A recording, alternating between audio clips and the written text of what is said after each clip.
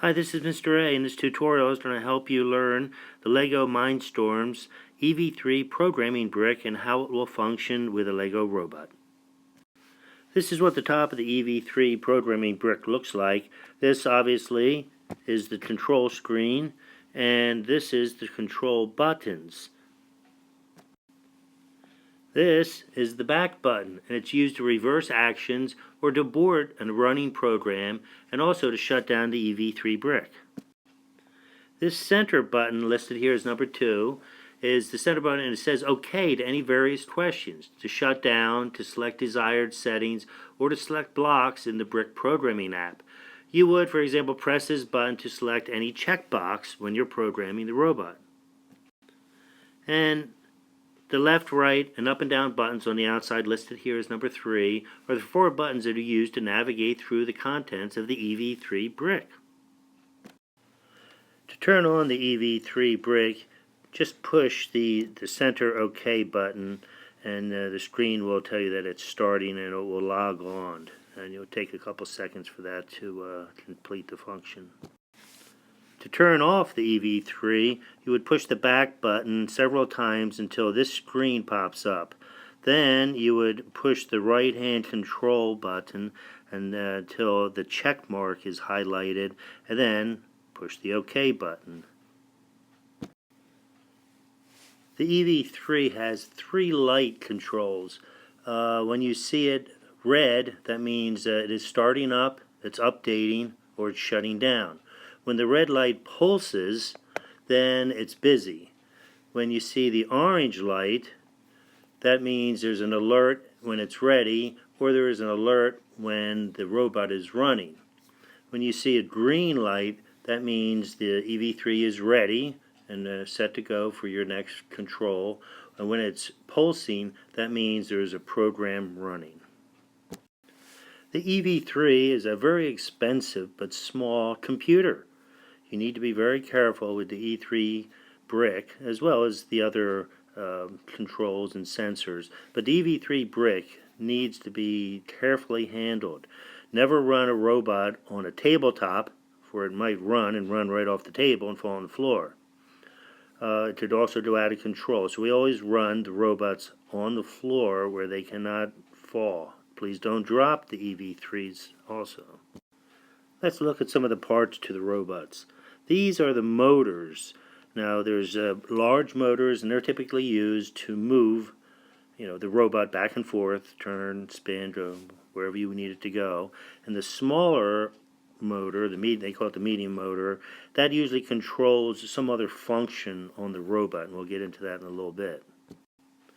This is the rechargeable battery pack, and you have to either use this or you'll need to use 6 AA batteries. Let's take a quick look at the sensors that you have available to the EV3. This is the ultrasonic sensor, and it shoots out sound waves so that it can tell the computer how far away an object is from the computer robot. This is the color sensor, and it reads different colors, and white and black as well, and 5 other colors. This sensor is the gyro sensor, and that tells and gives feedback into the computer and tells you how much your robot is turning. It gives you the results in degrees. And last, but certainly not least, is the touch sensor, and that recognizes a touch or a bump or a push. This is what the sides of the EV3 look like, and you need to know and become familiar with the ports. The ports over here that are listed as 1, 2, 3, and 4, that's where you connect any of the sensors that we just looked at. On this side, this is the output ports, and they're listed A, B, C, and D, and that's where you connect any motors, the medium or the large motors.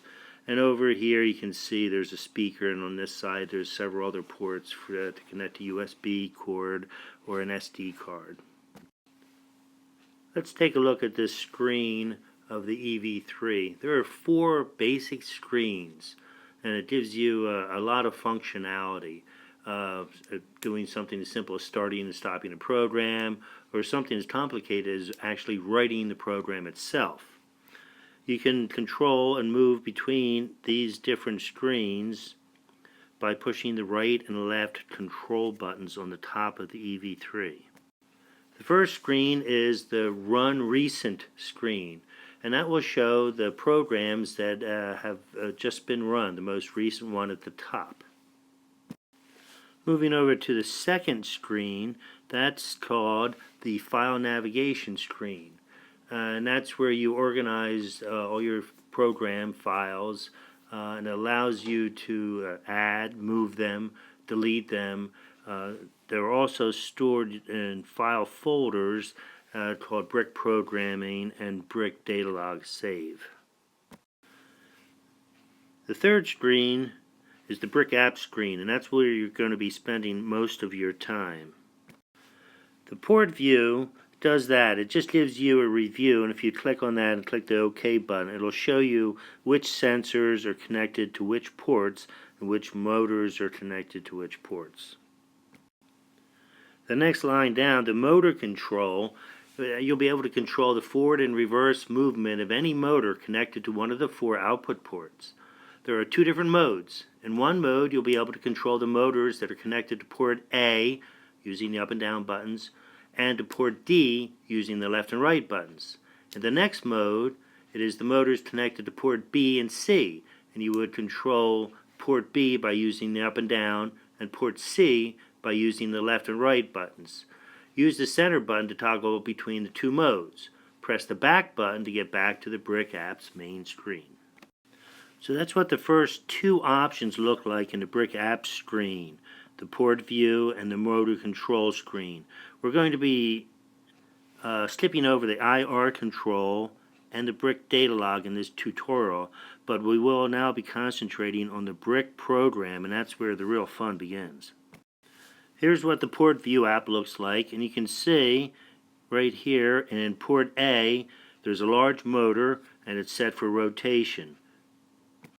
This is what the motor control app looks like, and you can see this is in the first mode, and we're controlling the ports A and D on this screen. And as I said, when we get to the Brick Programming in the third setting, the third tab up top, the Brick Program is where we put the programs and where you can control your robot. This is, like I said, where all the fun begins. When you first open up the block program screen, it provides you with a start and a loop block. This is the start block and this is the loop block. In the middle, and the little dashes in the middle, that indicates that you can add more blocks to your program. The blocks are what actually are the functionalities, and you can go to the different palette by using the up and down button.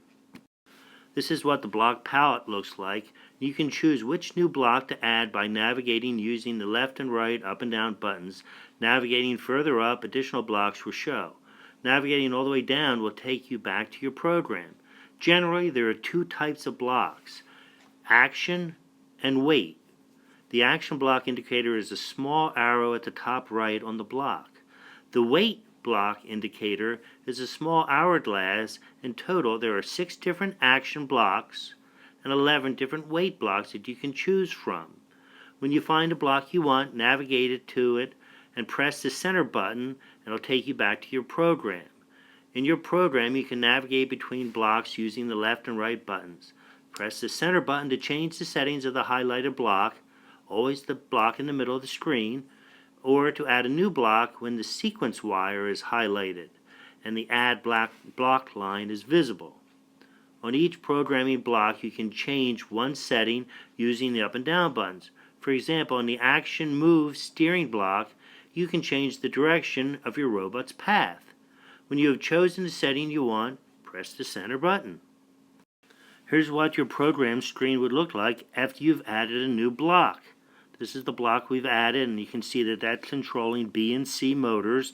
And here's the start block, and here's the loop block, and this is the block that we just added. Here's what the full block palette looks like, and you can see on the top right hand corner, there's an hourglass, so that means a wait function for that particular sensor.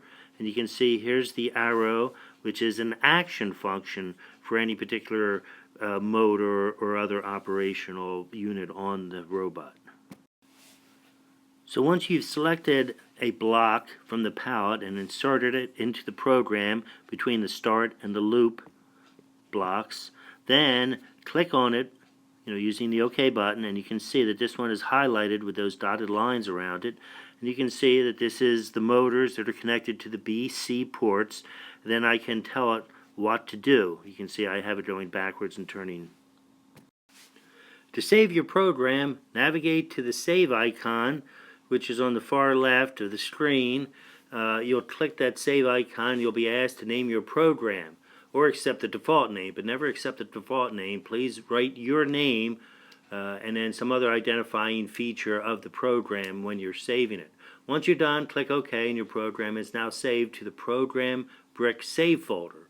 And that can be accessed through the file navigation screen, which I showed you earlier. Well, that's the end of this tutorial. I think you'll enjoy programming these robots.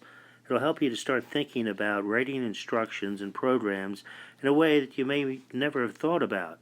It'll help you to think how a computer thinks and how robots function. See ya.